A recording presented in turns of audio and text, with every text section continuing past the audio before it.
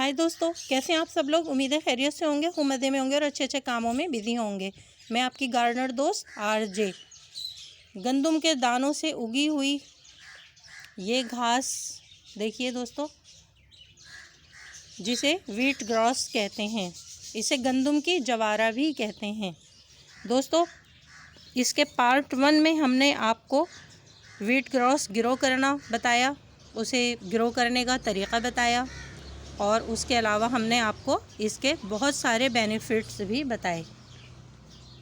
तो दोस्तों, किस तरह व्हीट ग्रास, जिसमें छुपा है घर भर की सेहत का राज, इस जूस को अगर हम अपनी रोज़मर्रा की डाइट में इस्तेमाल कर लें तो कोई भी बीमारी हमारे करीब नहीं आ सकती है। और अगर हम किसी बीमारी की लपेट में आ भी जाएं, खुदा न खास्ता, तो हमारी बॉडी का इम्यूनिटी सिस्टम हमें इस बीमारी से लड़ने की पावर देगा। तो आइए आपको बताते हैं इसे बनाने का आसान तरीक़ा।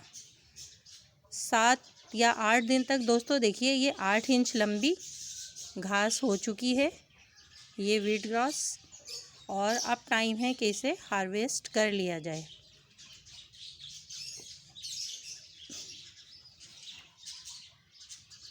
दोस्तों, इसके कोई भी साइड इफ़ेक्ट्स नहीं हैं।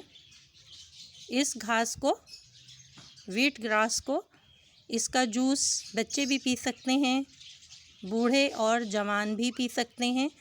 इसमें सभी के लिए बहुत सारे बेनिफिट्स हैं जो आपको हमेशा चाको चौबंद और सेहतमंद रख सकते हैं।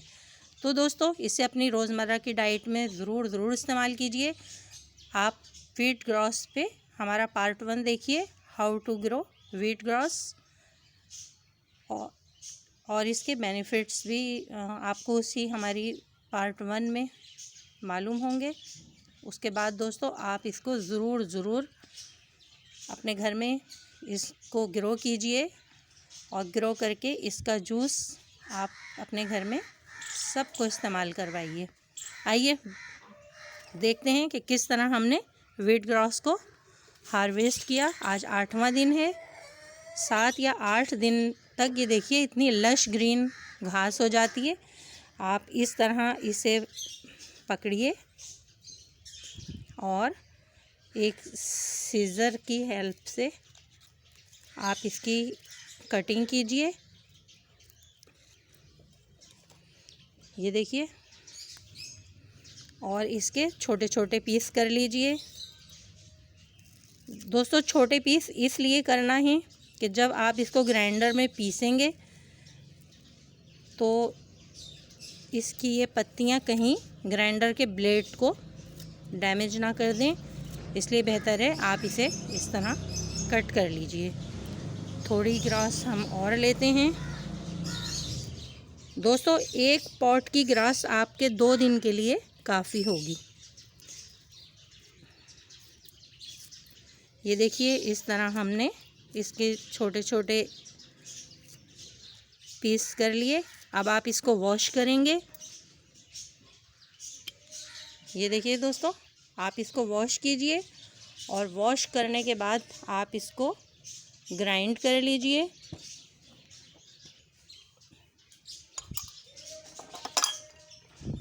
ये देखिए दोस्तों, मैंने इस जूस को ग्राइंडर में ग्राइंड करा है और अब हम इसे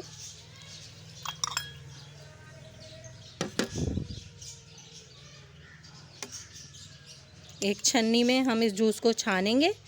इसका जो वेस्ट है दोस्तों, ये देखिए, इस तरह हम,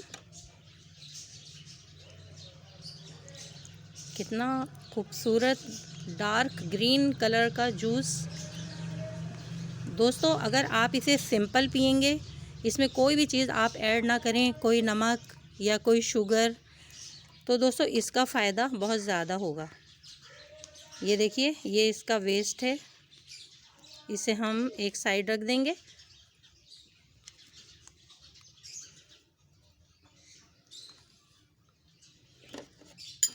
कुछ दोस्तों बहुत इजी है। बर्ड फीडिंग शॉप से आपको छिलके वाले गंदम मिल जाएंगे। आप उनको 5-6 घंटे या रात भर भिगो के दूसरे दिन सादा मिट्टी में ग्रो कर दीजिए।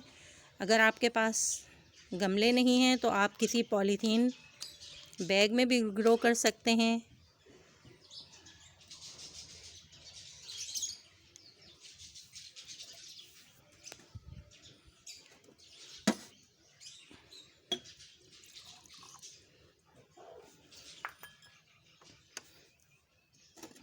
ये देखिए दोस्तों, कितना ग्रीन और खूबसूरत कलर है।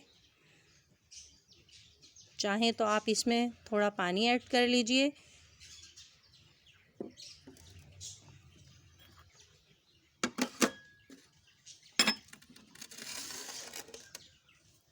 तो दोस्तों, हमें इसे किस तरह इस्तेमाल करना है, आइए हम आपको ये भी बता देते हैं। इसे इस्तेमाल करने का तरीका ये है, सुबह अर्ली मॉर्निंग नाश्ते से पहले आप इसको इस्तेमाल कीजिए। 1 घंटे तक आप कुछ ना खाइए, तभी आपको इसके बहुत ज़्यादा फ़वाइद हासिल होंगे।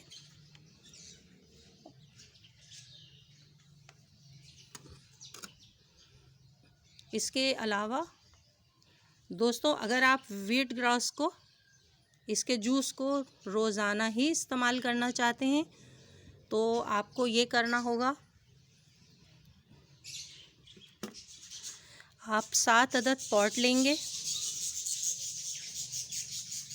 पहले दिन आप घास को पहले पॉट में ग्रो कर दीजिए।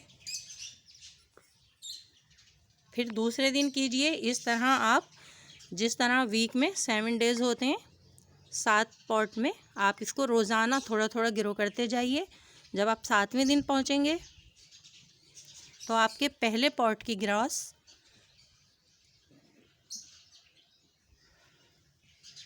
दोस्तों, जब आप 7वें दिन